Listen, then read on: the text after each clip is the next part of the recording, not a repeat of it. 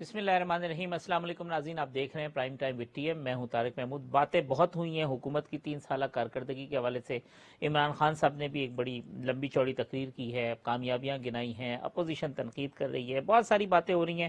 تو اب ان باتوں کی ریپیٹیشن اور تمہید کو کیے بغیر پروگرام کی جانب بڑھتے ہیں۔ جو انالیسز ہے وہ کریں گے، کوشش کریں گے کہ جتنی زیادہ جو نکات ہیں وہ کور ہو سکے۔ آج کے پروگرام میں میرے ساتھ موجود ہیں سینئر صحافی تجزیہ کار محترم جناب مظہر عباس صاحب، مجھے جوائن کر رہے ہیں سینئر تجزیہ کار محترم جناب شہزاد چودھری صاحب، اور میرے ساتھ موجود ہیں ممتاز ماہر معیشت محترم جناب ڈاکٹر فاروق سلیم صاحب۔ تو ڈاکٹر فاروق صاحب، پہلے تو میں نے آپ کے جو ٹویٹس ہیں کل کے، پرسوں کے، آج کے، وہ سب دیکھے ہیں، بڑے معنی خیز ہیں۔ اس کے اندر بہت ساری چیزوں کا آپ نے پوسٹ مارٹم کیا ہے۔ جو فوکس ہے آج بھی عمران خان صاحب کی تقریر کا وہ اکانومی پہ رہا ہے۔ جو آپ نے جس طرح کے فگرز بتائیں کہ 123 کا ڈالر تھا، اب 166 پہ ہے، جو زر مبادلہ کے ذخائر کی بات ہو رہی ہے اس کی بڑھنے کی وجہ یہ ہے، پھر مہنگائی ہے، پھر سرکولر ڈیٹ ہے اور دیگر چیزیں ہیں۔ اگر ہم اعداد و شمار جو حکومت بتا رہی ہے اور جو اعداد و شمار جو ریئلٹی کے اندر ہیں اس میں دیکھیں تو اینگل کا فرق ہے، یا ہمیں بتایا صحیح نہیں جا رہا، ہمیں صرف کوئی آدھا رخ دکھایا جا رہا ہے یا ایک رخ دکھایا جا رہا طارق بھائی، اصل حقیقت یہ ہے کہ عام آدمی کا کوئی تعلق نہیں ہے کہ کرنٹ اکاؤنٹ ڈیفیسٹ سے کیا ہوا، کیا ہمارے ریزروز بڑھے ہیں یا نہیں بڑھے، کیا ملک میں ٹیکس کلیکشن کتنی ہوئی ہے یا نہیں ہوئی، کاریں کتنی بک گئی ہیں یا نہیں بکی۔ ان کا مسئلہ مکمل طور پہ فرق ہے، وہ آٹے کی قیمت، چینی کی قیمت، بجلی کا بل کتنا آئے گا اور پیٹرول ڈیزل کا کیا ہوگا۔ ہے۔ میں سمجھتا ہوں 22 کروڑ پاکستانیوں کی معیشت جو ہے وہ ان 4 چیزوں کے ارد گرد گھومتی ہے۔ اب اگر ہم شروع میں ایٹ لیسٹ جو میں سمجھتا ہوں کہ 3 معاشی اقدامات جو اس حکومت نے پچھلے 3 سالوں میں کیے ہیں، جو واقعی میں جس نے پاکستان اور پاکستان میں رہنے والوں کا فائدہ ہوا ہے، اس میں میں سمجھتا ہوں کہ احساس پروگرام جو ہے وہ سر فہرست ہے۔ پچھلی حکومتیں جتنی بھی آئی ہیں، کوئی حکومت بھی 260 ارب روپے کی ایلوکیشن جو ہے وہ سوشل پروٹیکشن کے لیے نہیں کر سکی۔ 260 ارب روپیہ پی ٹی آئی کی حکومت کے دوران جو ہے، جو مستحق پاکستانی فیملیز تھیں ان میں واقعی میں بڑھے ہیں۔ ٹیکسٹائل سیکٹر جو ہے وہ ہم نے پچھلے کئی مہینوں میں دیکھا کہ اس میں واقعی ایک بوم سی شکل آئی ہے۔ ایکسپورٹس ٹیکسٹائل سیکٹر کے حوالے سے کافی تیزی سے بڑھی ہیں، حکومت نے بہت سارے ان کو انسینٹیوز بھی دے رکھے تھے۔ پھر کنسٹرکشن سیکٹر کے اندر جو ایمنسٹی اسکیم کا جس کا حکومت نے اعلان کیا تھا، اس کا واقعی ایک امپیکٹ ہوا ہے معیشت کے اندر۔ ٹھیک۔ کوئی 400 ارب روپے کے پروجیکٹس جو ہیں وہ رجسٹر ہوئے ہیں اس کے تحت، اس میں نوکریاں ان میں بھی اضافہ ہوا ہے۔ تو یہ 3 کے علاوہ مجھے باقی چیزیں جو آپ نے اعداد و شمار کا ذکر کیا، اگر آپ ایک ایک کرنا چاہتے ہیں، کیونکہ 7 میں نے جو گنی ہیں، جو وزیر اعظم صاحب نے گنوائی ہیں، 7 انڈیویجول اعداد و شمار انہوں نے گنوائے ہیں، جس میں وہ کرنٹ اکاؤنٹ ڈیفیسٹ کا ذکر کرتے ہیں۔ وہ فگر بالکل ٹھیک ہیں، لیکن کرنٹ اکاؤنٹ ڈیفیسٹ دوبارہ سے اب پھر بڑی تیزی سے اسپیشلی بڑھنے جون لگا۔ کے بعد بالکل ٹھیک۔ انہوں نے ریزروز کا ذکر کیا، وہ واقعی میں ٹھیک بات ہے کہ 16 کہ ایک زمانے میں 16 ارب کے تھے، اب وہ 27 ارب پہ پہنچ گئے، لیکن انہوں نے ذکر نہیں کیا کہ جو قرضہ جات ہیں جن کی نتیجے میں یہ ریزروز بڑھے ہیں، یعنی کہ ہم نے کوئی اوریجنلی 3 ارب ڈالر لیا تھا سعودی عربیہ سے، 2-3 ارب یونائٹڈ عرب ایمریٹ سے، 3 ارب چائنا سے آیا تھا، پھر 5 ارب کی ایک فیسلٹی تھی چائنا کی، پھر 7 ارب ڈالر جو آئی ایم ایف کی طرف سے آیا ہے۔ تو اگر اسٹیٹ بینک کے پاس آج 22 ارب ڈالر پڑے ہیں، تو اس کے ساتھ ہی ساتھ جو میں نے آپ کو گنوائے ہیں وہ تقریباً 22 ارب روپے کے قرضہ جات بھی ہیں۔ تو قرضہ جات کی بنیاد پہ آپ سوچئے کہ یہ ہمارا جو فورن ایکسچینج ریزرو ہے وہ بڑا ہے، وہ بڑا ضرور ہے۔ اسی طرح اب کاروں کا ذکر کیا گیا، میں ریئلی بڑا کنفیوز ہو جاتا ہوں۔ آپ اندازہ کیجئے کہ 22 کروڑ عوام ہے، پاکستانی ہے، ان میں سے صرف 2 کروڑ ایسے ہیں جن کے پاس کاریں ہیں۔ یہ فیملی ایسی ہیں جن کے پاس ایک سے زیادہ کاریں ہیں۔ تو تقریباً 95% آبادی پاکستان کی ایسی ہے جس کا کار کی لین دین سے قطعاً کوئی تعلق ٹھیک نہیں۔ ٹھیک ٹھیک۔ اب شہزاد صاحب، یہ 3 سیکٹر کا ذکر کیا فاروق سلیم صاحب نے کہ یہ چیزیں ایسی ہیں جہاں پہ بہتری ضرور ہوئی ہے، لیکن عام آدمی کے اوپر جو اس کا بنیادی مسئلہ ہے مہنگائی کا یا جو اس کے اشیاء خرد و نوش ہے اس کے اوپر افیکٹ نہیں آیا، اس وجہ سے وہ کنیکٹ نہیں ہو رہا گورنمنٹ کے اعداد و شمار سے، وہ اس کو ایکسیپٹ نہیں کرتا کیونکہ اس کے اوپر افیکٹ نہیں آ رہا؟ صحیح ہے بڑی حد تک. میں اس سے ذرا پہلے ایک چیز اور ایڈ کرنا چاہوں گا. ڈاکٹر صاحب نے جو ایسی لسٹ جو بتائی ہمیں، جو جس میں کہ کچھ بہتری کے آثار نظر آتے ہیں، اس میں ایک اور چیز ایڈ کر لیجئے. کووڈ کی مینجمنٹ کو کہ اکانومی سے تعلق نہیں ہے اس کا، لیکن اس کا ایک بہت بڑے چیلنج کے ساتھ تعلق ضرور ہے.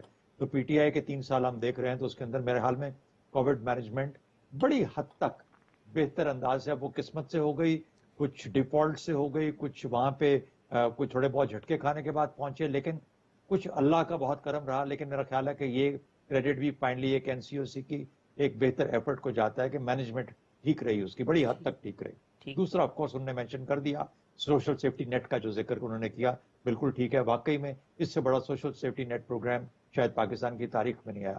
میں 2 چیزیں اور ایڈ کروں گا.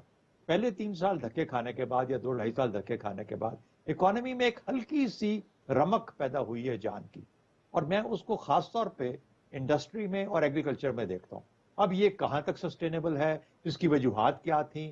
اللہ تعالیٰ نے کرم کیا، بارشیں اچھی ہوئیں، ہماری کراپس اچھی ہو گئیں، عام طور پہ زراعت کا فائدہ اسی طریقے سے پہنچتا ہے. لیکن مجھے لگتا ہے کہ کہیں نہ کہیں پہ کچھ ڈائریکٹڈ سٹیپس بھی ہیں زراعت کے اندر، شاید آج نہیں، اور اگر ان کو رکھا گیا تو آگے چل کے اس کا فائدہ سسٹینیبل ہو جائے گا. انڈسٹری بالکل، ہمیں نے جو گیپ تھا جو کہ کووڈ کی وجہ سے دنیا بھر میں آیا تھا، اس کو پاکستان نے بخوبی اس کو ایکسپلائٹ کیا، اور ایک ہماری ایکسپورٹ ذرا بہتر ہوئی.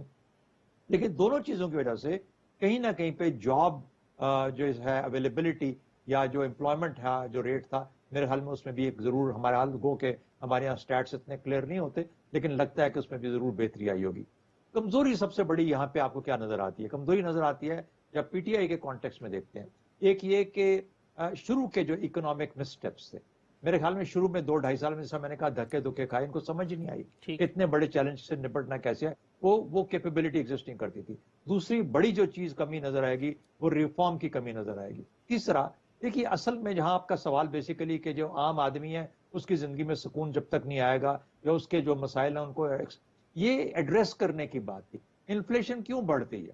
انفلیشن کو سمجھنے کہ کیا وہ سارے مسائل ہیں. اس میں ایڈمنسٹریشن کا کہاں تک تعلق آتا ہے، اس میں جو ہمارے پاس وسائل ہیں ان کو بہتر استعمال کا کہاں تک تعلق آتا ہے. یہاں پہ بھی کمزور رہی، اس کی وجہ سے انفلیشن کو اور لوگوں کو ایکسپلائٹ کرنے کا موقع ملا، یہ جو جن کو مافیا کہتے ہیں ان لوگوں کو، اور ایڈمنسٹریشن بہت کمزور رہی. اور ساتھ ہی ساتھ وہ معاشی ریزنز جس کی وجہ سے انفلیشن بڑھتی ہے، وہ ان کے پاس وہ کیپیبلٹی نہیں تھی کہ لوگوں کو ایکسپلین کر پاتے. ورنہ دنیا بھر میں ایک اپورڈ ٹرینڈ ہے ہمارے ہاں دنیا بھر میں قیمتوں کا، تو میرا خیال ہے اس کو یہ بہتر طور پہ ایکسپلین نہیں کرتا. مظہر صاحب، اب 3 سال تو ہو گئے، 3 سال کے اندر چلے ہم جیسے شہزاد صاحب نے فرمایا کہ جی شروع میں کچھ غلطیاں کی ہوں گی، ٹیم تو ابھی بھی ایسا لگتا ہے کہ بار بار بدل رہی ہے. لے آئے ہیں شوکت صاحب کو، پہلے وہ ڈاکٹر وقار کے ساتھ بہت خوش تھے، اب ڈاکٹر وقار صاحب بھی چلے گئے ہیں. تو یہ سلسلہ اب تھم جائے گا، چیزیں اگلے 2 سال اسی پیس پہ چلیں گی، یا پھر ہم کہیں گے کہ نہیں 2.5-3 سال نہیں، اب 4 سال تک ہم چیزیں ٹھیک نہیں کر سکے، آخری سال میں ٹھیک کریں گے؟ اب یہ جو کنفیوژن یا آپ سمجھے انسرٹینٹی تھی وہ تھمتی نظر آتی ہے آپ کو؟ شکریہ طارق. دیکھیے، جو عمران خان کا سب سے بڑا ایڈوانٹیج تھا 2018 میں جب وہ برسر اقتدار آئے، تو وہ یہ تھا کہ یہ ٹیسٹڈ نہیں ہے، اور لوگوں کی توقعات بہت زیادہ تھی عمران خان سے، اور اس سے ڈبل توقعات انہوں نے خود بڑھا دی تھی. اور وہ اس طرح بڑھا دی تھی کہ انہوں نے الیکشن سے پہلے کہا تھا کہ میرے پاس ایک بہترین ٹیم ہے، ہمارے پاس ہر سارے ریفارمز پیکیجز موجود ہیں، ہم فوری طور پہ آگے 6 مہینے میں ایک انقلاب برپا کر دیں گے. یہ کسی اور نے نہیں، خود عمران خان نے لوگوں کی توقعات اتنی زیادہ بڑھا دی کہ لوگ سمجھے کہ پتہ نہیں کیا ہو جائے گا 6 مہینے میں، ایسی کیا چیزیں ہیں. اور وہ غبارے سے ہوا اس طرح نکلی کہ آج 3 سال بعد بھی آپ پنجاب میں ایک ایڈمنسٹریشن نہیں پراپر بنا سکے. آپ نے 3 سالوں میں کوئی 4 کے قریب آئی جیز تبدیل کیے، کوئی 4 کے قریب چیف سیکرٹریز تبدیل کیے، آپ نے فائنانس کی ٹیمز 3 مرتبہ تبدیل کی، آپ نے انفارمیشن کی ٹیم 4 مرتبہ تبدیل کی. آپ نے اتنی تیزی سے ان 3 سالوں میں تبدیلیاں ہوئی کہ کہیں سیٹل نظر ہی نہیں آئے. اور جو وہ جو ایڈوانٹیج تھا وہ ڈس ایڈوانٹیج میں بدل گیا. ان کو ایک بہت سیکورٹی پوائنٹ آف ویو سے انہیں ایک بہت بہتر پاکستان ملا as compare to Peoples Party اور پی ایم ایل این. ٹھیک. یعنی کراچی کلیئر، شمالی وزیرستان کلیئر، جنوبی Waziristan clear, Swat clear, terrorism بہت حد تک کنٹرول، سیکٹیرینزم بہت حد تک کنٹرول. تو آپ کو امن و امان کی کوئی پرابلم نہیں تھی. پھر سب سے اچھی بات جو ہوئی وہ یہ کہ ان 3 سالوں میں جو میں سمجھتا ہوں سب سے امپورٹنٹ بات ہوئی جو ماضی میں نہیں ہوئی وہ یہ کہ گورنمنٹ سول ملٹری ریلیشن شپ جو ہے 3 سالوں میں اتنی اسموتھلی کبھی میں نے چلتی نہیں دیکھی. آج بھی ذکر کیا P M L N ji. تو وہ ایک اسموتھ. تو اس کے بعد کی اگر ہم اس کے یعنی اور پھر اپوزیشن تتر بتر اپوزیشن نہ وہ تحریک چلا پا رہی ہے نہ وہ کوئی آپ کو ڈسٹرب کر پا رہی ہے. اس کو اگر ہم سامنے رکھیں تو پرفارمنس بہت اچھی نہیں ہوئی. ٹھیک. پرفارمنس ریفارمز ماحول سازگار تھا، لا اینڈ آرڈر ٹھیک تھا، اسٹیبلشمنٹ کی طرف سے رکاوٹ نہیں تھی اور اپوزیشن تتر بتر تھی اور ٹیسٹڈ بھی نہیں تھے. یعنی 4-5 ایسی چیزیں تھی جس کی وجہ سے بہت زیادہ بہتر پرفارم کر سکتے تھے. مگر اگر اس انوائرمنٹ میں دیکھیں نہیں اتنے ماحول سازگار ہونے کے بعد جو پرفارمنس ہے اس سے آپ مطمئن نہیں ہیں. وہ اسی میں دیکھیں نا پھر ایک بات عمران خان کی پرسنالٹی کا اپنا ایک کرزمہ بھی ہے ایز کمپیئر ٹو جو دوسروں کے مقابلے میں. تو اس کے بعد آپ کم سے کم کوئی 3 سال میں سول سروس میں ریفارمز کر دیتے. چلے سول سروس ریفارم میں آپ کو پرابلمز آ رہی تھی، پولیس ریفارمز میں مجھے کوئی جسٹیفیکیشن دے دیں. ان کے پاس بنا بنایا ایک پولیس آرڈر 2002 تھا، اس کو صرف آپ نے انفورس کرنا تھا. ٹھیک. وہ اگر آپ ایک بنی بنائی چیز کو بھی انفورس نہیں کر پائیں تو اس کا مطلب ہے پولیٹیکل کنسیڈریشن، ایک ویک کوئلیشن جو ان کی ڈس ایڈوانٹیجز میں گئی اور کوئلیشنز وقتاً فوقتاً انہیں بلیک میل ہوتے گئے، وہ انہیں بلیک میل کرتی گئیں. اور اس وجہ سے ود ان دی گورنمنٹ جو پرابلمز رہیں وہ اپوزیشن کے تحت نہیں رہیں لیکن گورنمنٹ کے. پھر آپ اکاؤنٹیبلٹی کے حوالے سے نیب کو ایک بہت ہی مؤثر ادارہ نہیں بنا پائے. نیب نے بہت کچھ کیا. آج ان کے اپنے وزراء یہ کہہ رہے ہیں کہ نیب سے لوگوں کو ڈر لگتا ہے. اگر آپ کا منسٹر آف فائنانس یہ بات کر رہا ہو تو وہاں میرے خیال ہے وہ جو ایریاز ہیں گورننس کے ایریاز جو ہیں اس میں مجھے ناکام نظر آتے ہیں، ریفارمز کے ایریاز میں مجھے ناکام نظر آتے ہیں. ہاں انہوں نے کچھ بہت اچھی سکیمز کی جس میں صحت کارڈ، احساس کارڈ، اس کا شاید انہیں دور رس فائدہ ہوگا. تو یہ سوشل سیکیورٹی کی بات شہزاد صاحب نے بھی کی. اب فاروق صاحب دعویٰ کیا تھا اور نکلا کیا؟ اگر میں ایک سمپل سا سوال آپ کے سامنے رکھوں معیشت کے کہ کیا دعوے تھے اور ریزلٹ کیا ہے اس کا؟ بہت زبردست سوال آپ نے کیا.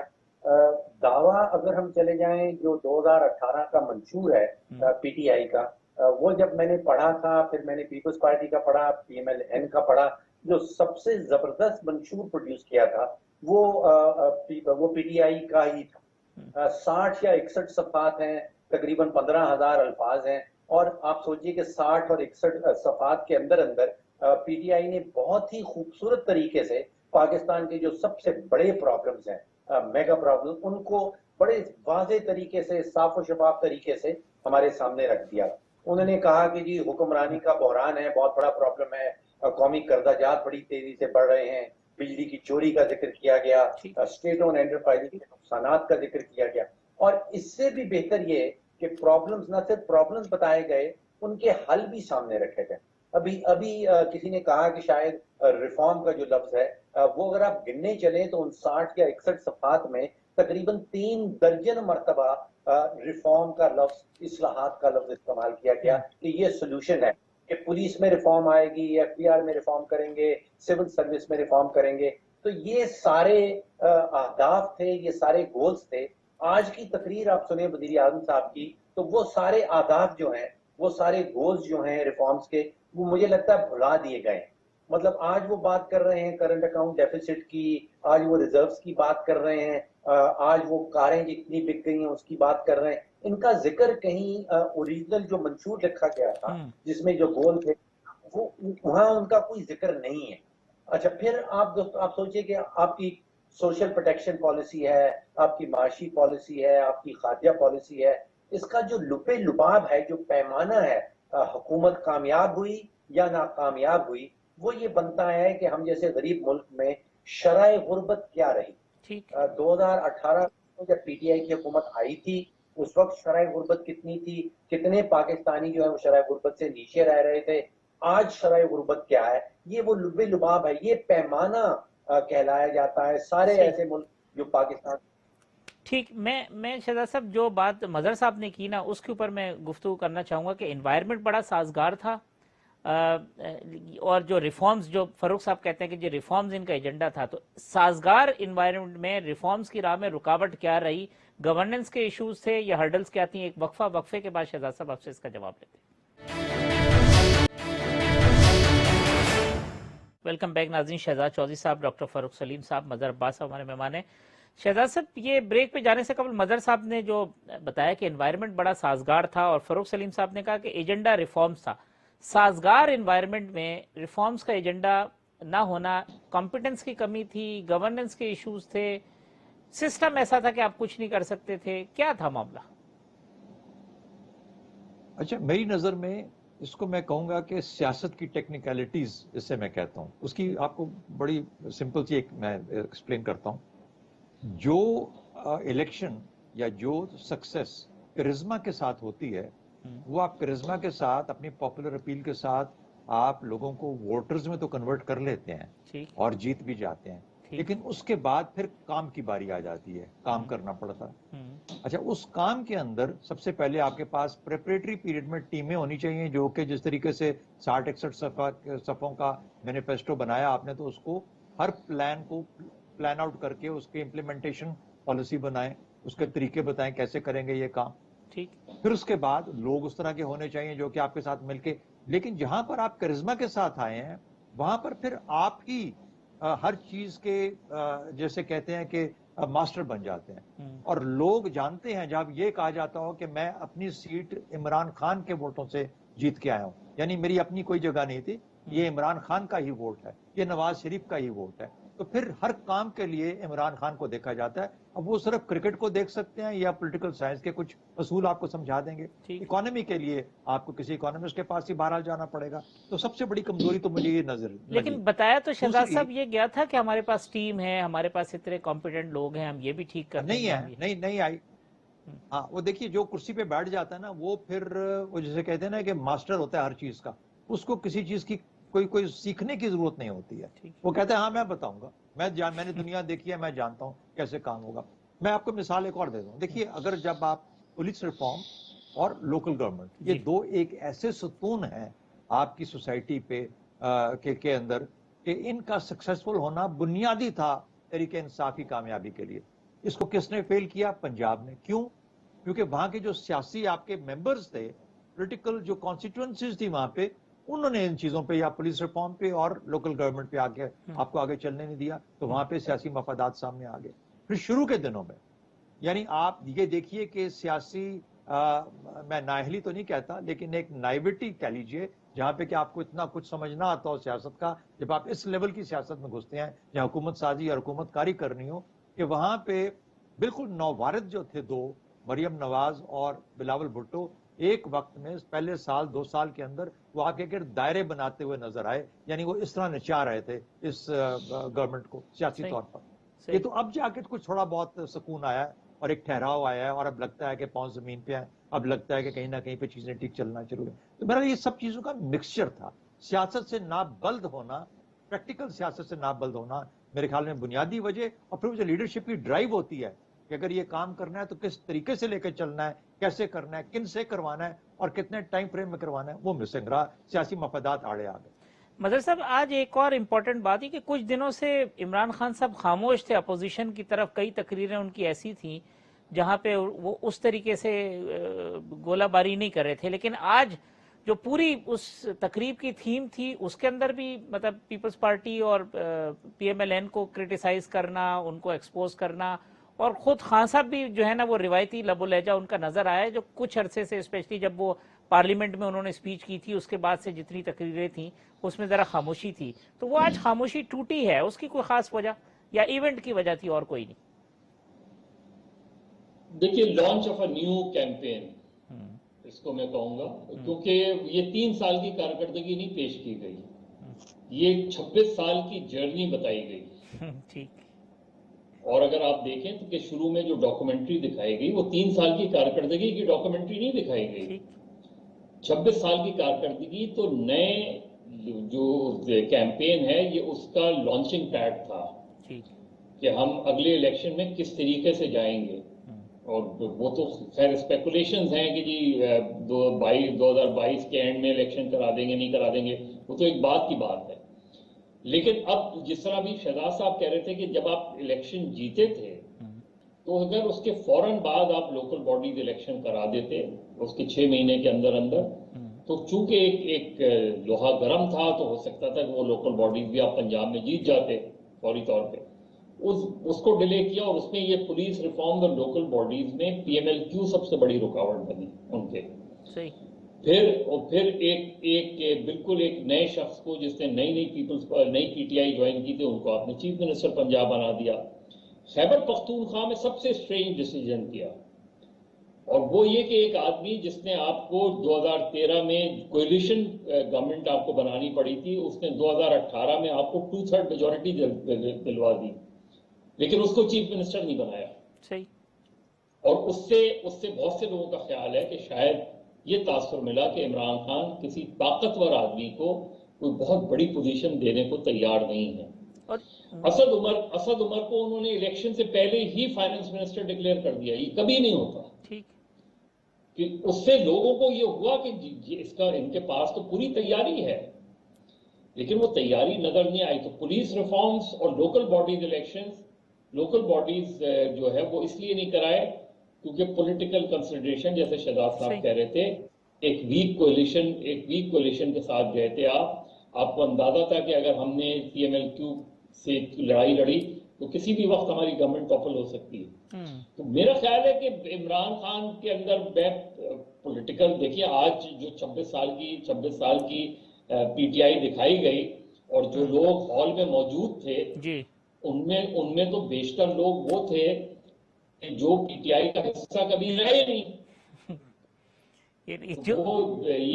منزل انہیں ملی جو شریک سفر نہ تھے. تو آپ پہلی رو میں اٹھا کے دیکھ لیں کہ کون کون لوگ بیٹھے ہوئے تھے اور باہر جا کے دیکھ لیں تو پتہ چلے گا کہ آپ کے اس پوری اسٹرگل کے جو حصے دار تھے وہ تو آج کی تقریب میں تھے ہی نہیں، میجورٹی ان میں تھے. ٹھیک بات ہے. یہ شہزاد صاحب میں ایک چیز اپنا شہزاد چودھری صاحب ایک میں کامنٹ چاہوں گا کہ یہ بیوروکریسی کیوں نہیں کنٹرول ہو سکی؟ یہ بہت سارا ملبہ ڈالتے رہے ہیں بیوروکریسی کے اوپر کہ جی بیوروکریسی یہ کرتی رہی ہے. تو بھئی یہ آپ کی انکمپیٹنس تھی یا وہ آپ سے زیادہ چالاک اور ہوشیار تھے کہ انہوں نے آپ کو جو ہے نا پروں پہ پانی نہیں ڈالنے دیا؟ نہیں، میرا خیال ہے کہ اس کو بھی بغیر سمجھے ہوئے ایک چیز چھیڑ دی گئی. بیوروکریسی ایک ایسا، میں اسے مافیا تو نہیں کہنا چاہتا، ایک ایسا نظام ہے جو کہ اب اپنی جڑیں مکمل طور پر ہمارے نظام کے اندر اپنی جڑیں اس کی موجود ہیں. یا تو آپ اس کو مکمل طور پر جڑ سے اکھاڑتے ہیں اور ایک نئی چیز لے کے آتے ہیں جس کا پلان آپ کے پاس نہیں تھا. یہ دنیا بھر میں ہوتا ہے. امریکہ کے اندر جو بیوروکریسی ہے وہ پرائیویٹ سیکٹر سے موسٹلی آتی ہے، بہت کم ہوتی ہے جو کہ پبلک سیکٹر کی یا گورنمنٹ کی مشینری رہتی ہے، اور بہت سارے لوگ وہ باہر سے لے کے آتے ہیں. لیکن ہمارے ہاں یہ نظام نہیں ہے. اس وجہ سے جب ہم نے کہا کہ ہم یہاں ریفارم لے کے آئیں گے، وہ ریفارم کو سمجھا ہی نہیں گیا. ریفارم ہمیشہ ایک جڑوں والی چیز کے اندر انکریمنٹل ہوگا، جس کی جڑیں بہت گہری ہوں اس کو انکریمنٹل آپ زبائش کر سکتے ہیں. یہاں سے کچھ تراشا، کچھ وہاں سے کاٹا، کچھ وہاں سے بہتری شکل نظر آئی. میرا خیال ہے وہ کرنے کی ضرورت تھی، ورنہ آپ انہی میں سے کسی کو ساتھ میں لاتے. اور یہ اتنی جڑیں مضبوط ہیں کہ یہ اپنے مفادات کا آپ دفاع کرنا جانتے ہیں. تو میرا خیال ہے کہ انہوں نے آپ کو یہ ثابت کر دیا کہ آپ ہمارے بغیر چل نہیں سکتے، اور پھر ظاہر ہے اس لیوریج کو استعمال کیا اور وہ فیل ہوا. جو مظہر صاحب یہ تو ریفارمز کے لیے تو لائے تھے نا کہ ڈاکٹر عشرت صاحب 3 سال کیا کرتے رہے؟ وہ یہی تو کر رہے تھے کہ جی ہم بیوروکریسی میں ریفارمز لائیں گے، اسٹرکچر ٹھیک کریں گے. مجھے لگ یہ رہا ہے کہ بیوروکریسی میں جو پرابلمز آئی ہیں وہ تھوڑی سی ایتھنک وہ بھی آئی ہیں. ایک قسل نظر آئی پشتونز اور پنجاب کے بیوروکریٹس کے اندر. یہ جو چیز تھی، یہ اگر بہت سے پنجاب کے لوگوں سے بات ہوئی تو ان کی باتوں سے بھی مجھے یہ اندازہ ہوا اس چیز میں. اور یہی صورتحال ڈاکٹر ارشد حسین نے جو بھی اپنا کام کیا لیکن وہ نہیں کر پائے، وہ اسٹرکچرل ریفارمز نہیں کر پائے. اگین یہ ایک چونکہ اس کے بارے میں خود عمران خان نے یہ دعوے کیے تھے کہ وہ بالکل وہ کریں گے، سب کچھ کریں گے، اور پھر یہ ایسا لگا ان کو کہ جی یہ سارے لوگ ہی پی ایم ایل این کے ہیں، اب ہر کسی کو آپ پی ایم ایل این کے یا پیپلز پارٹی کے اس میں دیکھنا شروع کر دیں گے تو پھر آپ لوگ کہاں سے لائیں گے؟ پھر وہی لوگ پھر ساتھ میں بٹھا بھی لیے نا جن کو شروع میں کہا کہ یہ پی ایم ایل این کے ہیں، کچھ 2 سال کے بعد پھر اس کے بعد پھر انہی کو لے لیا. ڈاکٹر فاروق صاحب یہ مجھے فرمائیے گا کہ چلے میں ایک بریک لے لیتا ہوں، بریک کے بعد آتے ہیں. تو فاروق صاحب ڈسکنیکٹ ہو گئے تو ان کو دوبارہ ملاتے ہیں.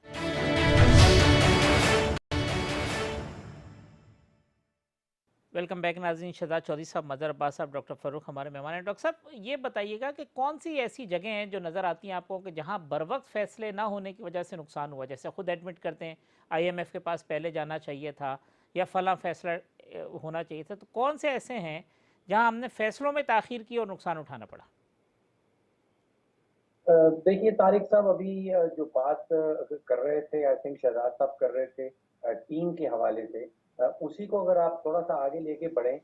دیکھیے کامیاب ریاستی کاروبار جو ہے اس کا ایک اسٹیبلش طریقہ کار ہے، اور میں سمجھتا ہوں 4 فیزز ہوتے ہیں. پہلے فیز میں ٹیم کریشن ہوتی ہے، آپ ایک ٹیم تشکیل دی جاتی ہے، پھر وہ ٹیم بیٹھ کے دوسرے فیز میں منصوبہ بندی کرتی ہے، پھر تیسرے فیز میں ان منصوبوں کے اوپر عمل درآمد ہوتا ہے، اور پھر چوتھے فیز میں کہیں جا کے نتیجے نکلتے ہیں. اب جیسے ابھی پہلے کہا گیا کہ پچھلے 3 سالوں میں 7 دفعہ تو کوئی ایف بی آر کا چیئرمین بدلی ہو گیا ہے، یعنی کہ 4-5 مہینے سے زیادہ کا ٹینیئر اس کو نہیں ملتا ہے. پھر 4 دفعہ تو منسٹر آف فائنانس تبدیل ہو چکے ہیں. آئی جی کا ذکر کیا گیا، میرا خیال ہے 6 دفعہ آئی جی پنجاب جو ہے وہ بدلی ہوا ہے. تو ابھی تو پی ٹی آئی پہلے 3 سالوں میں فیز 1 میں اٹکی ہوئی ہے. ابھی ٹیم کو تشکیل دیا جا رہا ہے. ابھی باقی 2 سال بچے ہیں کہ وہ ٹیم بیٹھے اور پھر منصوبہ بندی کرے. وہ کہتے ہیں کپتان کو پتا ہے کہ کس کو کہاں کھلانا ہے، وہ فیلڈ پلیسنگ چینج کرتے رہتے ہیں، آرگومنٹ یہ دیتے ہیں. ایسے تو پھر یہی نتیجہ نکلے گا جو نکلا ہے. لیکن آج کا جو سب سے امپورٹنٹ میں سمجھتا ہوں جو ایک فکرہ تھا وہ یہ تھا، وہ پنجابی میں لگایا گیا کہ اگلی باری پھر نیازی. یہ وہ معاملہ ہے جو آج کی تقریب کا جو مین میسج تھا کہ کہیں الیکشن کی تیاری ہو رہی، اور کہا یہ جا رہا ہے کہ شاید دیکھیے ان کے پاس اگر آپ سیاسی طور پہ دیکھیے تو ان کے پاس ایک 260 ارب روپے کا احساس کا پروگرام ہے. اب 1600 ارب کے پروگرام کی بات کی جا رہی ہے جو کامیاب پاکستان پروگرام ہے. پھر آپ دوسری طرف دیکھیے تو پیپلز پارٹی جو ہے وہ تو تقریباً سندھ میں ریسٹرکٹڈ ہے. پی ایم ایل این جو ہے وہ آپ سمجھیے اتنی ڈیوائیڈڈ میں نے پہلے کبھی نہیں دیکھی. پھر آپ سوچئے کہ جو معاملہ چل رہا ہے کہ نہ پیپلز پارٹی کے پاس نہ پی ایم ایل این کے پاس کوئی متبادل معاشی یہ تو مدر صاحب نے کہا نا کہ اتنا سازگار ماحول ہے پھر بھی نہیں کھیل رہے ہیں، امپائر بھی ساتھ ہیں، انوائرمنٹ بھی ٹھیک ہے، بال بھی نہیں ہے، سب کچھ ٹھیک ہے، پرفارمنس نہیں آ رہی ہے. اچھا اس میں آپ یہ بھی ایڈ کر لیں کہ ہم تو نااہل کہہ رہے ہیں کہ پی ٹی آئی کی حکومت میں بڑی نااہلیاں ہیں، لیکن شاید اس سے زیادہ نااہل جو ہے وہ اس وقت اپوزیشن بھی ہے، وہ بھی کچھ نہیں کھیل پا رہی، جبکہ اتنی کمزوریاں نظر آتی ہیں پی ٹی آئی کے اندر، اور وہ کسی کمزوری کا فائدہ بھی نہیں اٹھا سکتے ہیں اور نہ ہی ان کے پاس کوئی متبادل بیانیاں ہیں. ٹھیک شہزاد صاحب، اب اگر چیلنجز کی بات کر لیں کہ چیلنجز کیا ہیں اگر پی ٹی آئی کی گورنمنٹ یا پی ٹی آئی کے لیے رکھے کہ جی 3 سال کے بعد، پہلے تو ٹیسٹڈ نہیں تھے جیسے مظہر صاحب نے کہا، تو اب تو ٹرائیڈ اینڈ ٹیسٹڈ ہو گئے ہیں، دونوں چیزیں ہو گئی ہیں، تو چیلنجز کیا ہوں گے جو آپ کو نظر آتے ہیں؟ میرے حساب سے اگر اگلے 2 سال میں پی ٹی آئی اپنا جو امپریشن ہے اس کو تبدیل کرنا چاہتی ہے اپنی نظروں سے ہٹ کے باقی پاکستان کے لوگوں کی نظر میں، سب سے پہلا کام جس پہ یہ ٹیسٹ ہوگی میرا خیال ہے، اور جو کہ ایک بہت بڑا چیلنج ہے، وہ سرکولر ڈیٹ کا اور آئی پی پیز کے مسئلے کو حل کرنے کا ہے. دے ہیو ٹو ہیو سم تھنگ، کوئی حل ان کو دینا پڑے گا، اور اگر نہ دیا تو بہت بڑی ایک نااہلی اور ان کے خلاف یہ بات جائے گی. دوسرا، جو اگر اب معیشت میں ہلکی پھلکی کچھ آپ کو تبدیلی ہلکی سی نظر آ رہی ہے، تو یہ جو سرعت ہے اس کو سسٹین کرنا اب اگلا ان کا بہت بڑا چیلنج ہوگا. جابس کریشن، اس کے بعد کوئی ایکسپورٹس کی، ہاں بالکل بہت اچھی بات ہے کہ ریمیٹنسز آ رہی ہیں، یہ سارا کچھ، یہ جو کرنٹ اکاؤنٹ ڈیفیسٹ کی بات کرتے ہیں، لیکن ان تمام چیزوں کے ساتھ جو گروتھ جن چیزوں سے بنتی ہے، پروڈکشن اور ساتھ ایگریکلچر اور ساتھ سروسز، اس کے اندر جب تک امیجنیشن کے ساتھ کام نہیں کر پائیں گے میرے خیال میں اس طرح کی گروتھ نہیں ہو پائے گی اور وہ اثر نہیں چھوڑے گی جو ان کے چاہیے. اور تیسری چیز ایڈمنسٹریشن. یہ دیکھیے لا اینڈ آرڈر کے کس قسم کے مسائل ہیں، چاہے وہ لاہور میں ہوتے ہیں، کسی اور جگہ پہ ہوتے ہیں، کتنے افیکٹولی یہ کام کرتے ہیں. اور چوتھی ایک اور چیز جو ایڈمنسٹریشن میں ایڈ کر لیجئے، سپلائی اینڈ ڈیمانڈ کی ایک بہت بڑی ذمہ داری ایڈمنسٹریشن کے پاس جاتی ہے، ڈسٹرکٹ ایڈمنسٹریشن کے پاس. ٹھیک. وہ کتنا افیکٹولی یہ کام کر پائیں گے، اس سے آپ کی جو قیمتیں ہیں جو ضروریات کی، اس کے اندر کنٹرول کیا جا سکے گا. میرا خیال ہے اگلے ان 3-4 چیزوں کے اندر ان کا اگلے 2 سال میں فیصلہ ہوگا کہ یہ کتنے کامیاب رہے یا اس میں بھی ناکام رہے. مظہر صاحب کیا چیلنجز آپ کو نظر آتے ہیں کہ جو پی ٹی آئی کے سامنے ہیں یا انہیں رکھنے چاہیے؟ دیکھیں بارش ہو گئی تو ڈی آر ایس پہ فیصلہ ہو جائے گا اور اس میں پی ٹی آئی کی گورنمنٹ پھر بن جائے گی. دوسری دیکھیے سیدھی سی بات یہ ہے کہ P T I, Imran Khan اور پی ٹی آئی جو ہے وہ بہت اچھے مارکیٹ مینیجرز ہیں، پارٹی کی مارکیٹ بہت اچھی کرتے ہیں. آج بھی اگر آپ تقریب کو دیکھیں تو انہوں نے 3 سال کی کارکردگی پر تقریب تھی اور انہوں نے 26 سال کی مارکیٹنگ کی کہ 26 سال میں ہم یہاں تک پہنچے. اور یہی لگ رہا ہے کہ وہ ان کے جو مارکیٹ مینیجرز ہیں وہ دوبارہ الیکشن کا ٹیمپو بنائیں گے، کھیلیں گے، پرسیپشن پہ کھیلیں گے. عمران خان بہت سی وہ چیزیں یہ کر دی ہیں، یکساں نصاب پر یکساں نصاب ہے، ریاست مدینہ کے وعدے ہیں، ہم یہاں تک پہنچ گئے ہیں اور بس اب جو ہے اگلا جو سفر ہے وہ کامیابیوں کا سفر ہے. اگلا بجٹ بہت اٹریکٹیو دیں گے یہ لوگوں کے لیے. یہ ساری چیزیں اس پہ، کیونکہ انہوں نے اب یہ الیکشنز کی تیاری شروع کر دی ہے. انہوں نے لوکل باڈیز الیکشن مجھے ہوتے ہوئے نہیں نظر آتے، اس لیے کہ اتنا بڑا رسک نہیں لے سکتے عمران خان. اور ان کو سب سے بڑا ایڈوانٹیج جو ہے وہ یہ ہے کہ جو پی ایم ایل این جن سے ان کا مقابلہ ہونا ہے دراصل پنجاب کے اندر، وہ اس کے اندر کلیئرٹی نہیں آ رہی. لڑنا ہے، بیٹھنا ہے، اور یہ وہ چیزیں ہیں جو عمران خان کے ایڈوانٹیجز میں جائیں گی، پی ٹی آئی کے ایڈوانٹیجز میں جائیں گی. تو تمام تر ڈس ایڈوانٹیجز کے باوجود پی ٹی آئی کو ایج حاصل رہے گی. فاروق صاحب آپ کو کیا چیلنج نظر آتے ہیں؟ اور جس الیکشن موڈ کی بات مظہر صاحب کر رہے ہیں، ہماری اکانومی جو ہے اس الیکشن کے ماحول کو اب افورڈ کر سکتی ہے؟ کیونکہ الیکشن میں تو پھر آپ کو مزید انسینٹیو، اٹریکشنز، چیزیں دینی ہوں گی، تو وہ ہماری افورڈیبلٹی ہے؟ یہ وہ شروع ہو چکا ہے. پیسے حکومت کے خزانے میں نہیں ہیں، لیکن ان کے اعلانات، ان کے اخراجات شروع ہو گئے ہیں. جو سب سے بڑا چیلنج میں سمجھتا ہوں کہ وہ سیاسی نہیں ہے، پی ایم ایل این نہیں ہے، وہ پیپلز پارٹی نہیں ہے. سب سے بڑا چیلنج مہنگائی کا ہوگا. اور مہنگائی کا جس طرح روپیہ بڑی اتنی تیزی سے گر رہا ہے، اس کے نتیجے میں ایک اور نیا طوفان مہنگائی کا کھڑا ہونے والا ہے. افغانستان میرا خیال ہے کہ بہت بڑا چیلنج ہوگا. I am if it self ایک بہت بڑا چیلنج ہوگا. ان کے پروگرام میں ہم واپس جا سکتے ہیں، نہیں جا سکتے. اور پھر جیسے میں نے روپیہ اور ڈالر کی جو پیرٹی ہے، آپ اندازہ کیجئے کہ جس تیزی سے روپیہ گرا ہے، اس کا اثر جو ہے وہ اتنی ساری مصنوعات کے اوپر ہوتا ہے جو ہم روز استعمال کرتے ہیں. اب دیکھیے اگر روپے 166 پہ پہنچتا ہے تو پیٹرول کی قیمت بڑھتی ہے، ڈیزل کی قیمت بڑھتی ہے، گندم ہم امپورٹ کر رہے ہیں اس کی قیمت بڑھے گی، چینی ہم امپورٹ کر رہے ہیں، کپاس ہم نے امپورٹ کی ہے، کھاد ہم امپورٹ کرتے ہیں، مشینری، لوہا، چائے ہم امپورٹ کرتے ہیں، مرچیں ہم امپورٹ کرتے ہیں، کھانے پکانے کا تیل امپورٹ ہوتا ہے، کاغذ امپورٹ ہوتا ہے، بجلی کی قیمت ہم ڈالر کے ساتھ باندھ رکھی ہے. ساری چیزیں بڑھ جائیں گی. اوور آل افیکٹ ہے کہ شہزاد صاحب سب سے بڑا خطرہ آپ کی نظر میں، لاسٹ سینٹنس ہے پھر میں مظہر صاحب کا کمنٹ، پی ٹی آئی کے لیے سب سے بڑا خطرہ؟ پی ٹی آئی کے لیے سب سے بڑا خطرہ میرا خیال ہے کہ اگر پی ایم ایل این کے اندر کچھ سینس واپس آ گیا اور یہ اپنے مسائل کا حل کر پائے تو میرا خیال ہے پی ٹی آئی کے لیے پی ایم ایل این سب سے بڑا خطرہ بن سکتی ہے. مظہر صاحب آپ کو کیا نظر آتا ہے سب سے بڑا خطرہ پی ٹی آئی کے لیے؟ پی ٹی آئی کے لیے سب سے بڑا خطرہ پی ٹی آئی ہے.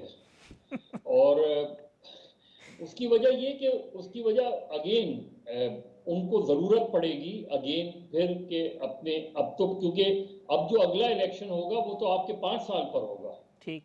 اب آپ انٹیسٹڈ نہیں ہیں. اب یہ کہ آپ کو ایک بہتر موقع ملا, آپ کو 5 سال ملے, آپ نے کس حد تک چیزوں کو کنٹرول کیا, آپ نے 50 لاکھ گھر بنائے نہیں بنائے, آپ نے 1 کروڑ اور اگر پی نوکریاں ایم دی ایل نے نہیں اپنے دی. آپ کو ری گیدر کر لیا, مطلب پی یونائٹ. ایم ایل جی سارا تو وہ تو ظاہر ہے, ورنہ تو ایک ایڈوانٹیج ہو جاتا ہے نا. اگر آپ جی کی مخالف ٹیم ہی کمزور ہے جی تو ٹھیک بات. آپ کمزور ٹیم سے بھی میچ جیت سکتے ہیں. تو یہ ایک ایڈوانٹیج ہوگا. تو یہ ڈپینڈ کرتا ہے کہ پی ایم ایل این کس طریقے سے وہ کرتی ہے. یاد رکھیں پیپلز پارٹی ایک دوسرا کھیل کھیل رہی ہے. پیپلز پارٹی کے پاس سندھ آج بھی کمفرٹیبل پوزیشن پہ ہے. اور وہ اب مظہر صاحب پی ایم میری ایل اطلاعات یہ ہے کہ وہ ساؤتھ پنجاب کے اندر کچھ الیکٹیبلز کے ساتھ وہ رابطے کر رہے ہیں, وہ کوشش کر رہے ہیں کہ ان کو بھی جوائن کرنا. وہ جو پنجاب میں ہے, پنجاب کی فرینچائز آصف زرداری صاحب نے چودھری پرویز الہی کو دی ہوئی. اچھا چلے ٹھیک ہے. مظہر عباس صاحب, شہزاد چودھری صاحب, ڈاکٹر فاروق سلیم صاحب, تمام مہمانوں کا بہت شکریہ. آئندہ ہفتے اسی پروگرام میں انشاءاللہ اسی وقت ملاقات ہوگی. اللہ حافظ.